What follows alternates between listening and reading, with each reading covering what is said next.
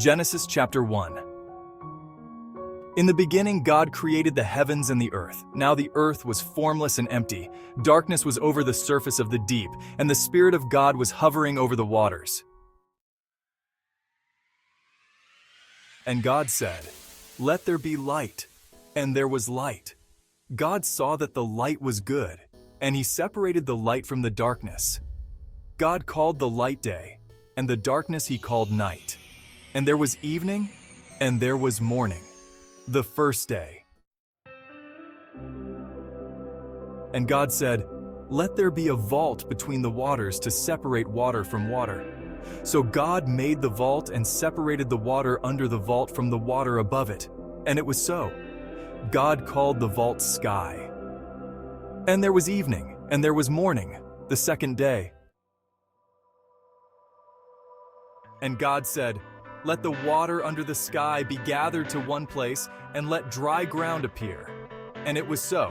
God called the dry ground land, and the gathered waters He called seas.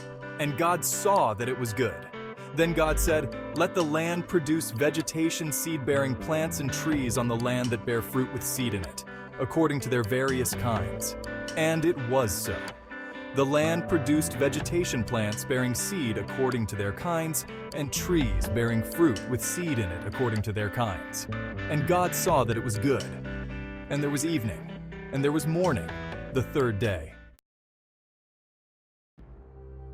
And God said, "Let there be lights in the vault of the sky to separate the day from the night, and let them serve as signs to mark sacred times and days and years, and let them be lights in the vault of the sky to give light on the earth." And it was so.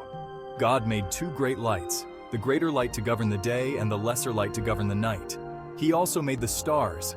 God set them in the vault of the sky to give light on the earth, to govern the day and the night, and to separate light from darkness. And God saw that it was good. And there was evening and there was morning, the fourth day. And God said, "Let the water teem with living creatures, and let birds fly above the earth across the vault of the sky." So God created the great creatures of the sea, and every living thing with which the water teems, and that moves about in it, according to their kinds, and every winged bird according to its kind. And God saw that it was good.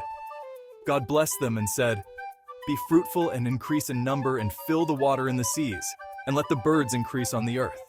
And there was evening, and there was morning, the fifth day. And God said, "Let the land produce living creatures according to their kinds, the livestock, the creatures that move along the ground, and the wild animals, each according to its kind." And it was so. God made the wild animals according to their kinds, the livestock according to their kinds, and all the creatures that move along the ground according to their kinds. And God saw that it was good. Then God said, "Let us make mankind in our image, in our likeness, so that they may rule over the fish in the sea and the birds in the sky, over the livestock and all the wild animals, and over all the creatures that move along the ground." So God created mankind in His own image. In the image of God He created them. Male and female He created them.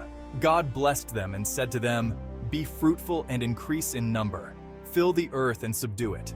Rule over the fish in the sea and the birds in the sky and over every living creature that moves on the ground."